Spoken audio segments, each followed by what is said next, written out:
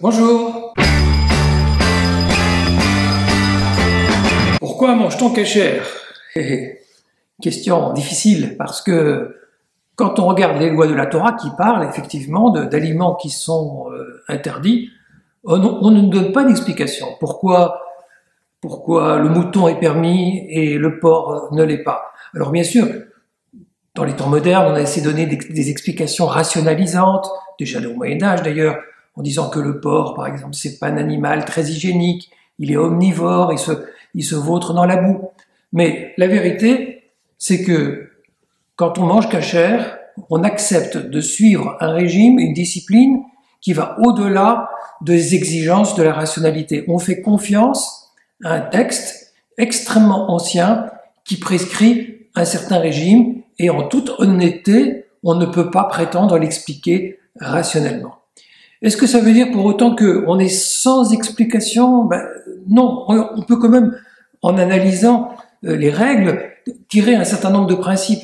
On voit bien, par exemple, qu'une grande préoccupation du texte, c'est l'interdit de manger le sang.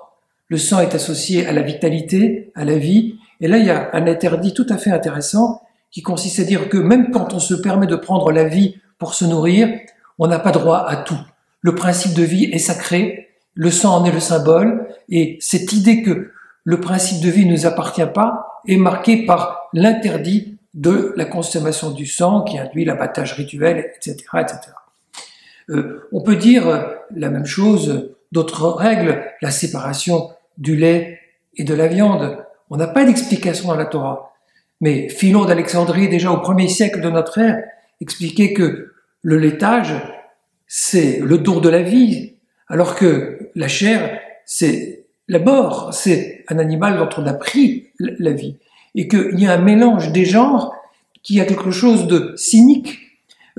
C'est toujours là un thème pour nous rappeler que la viande a été autorisée par nécessité, mais qu'elle ne doit pas être confondue avec cette autorisation ne doit pas être confondue avec l'idéal, qui est un idéal de don de la vie. Et donc, on continue à marquer la différence dans le régime pour ne pas créer cette situation absurde de cuire un animal dans le principe qui devait lui donner la vie.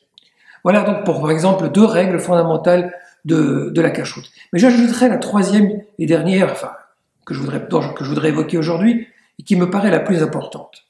On ne sait pas exactement pourquoi tel régime et pas tel autre, mais une chose dont on a absolument totale connaissance, c'est qu'en mangeant cachère, on marque son engagement, on fait là un marqueur identitaire à l'intérieur de l'Alliance d'Israël. À travers les âges, les Juifs ont mangé cachère pour dire que ce régime-là est le régime qui distingue leur identité et donc les attache à leur vocation d'individu. C'est comme un drapeau bleu, blanc, rouge, il aurait pu peut-être être vert, blanc, rouge.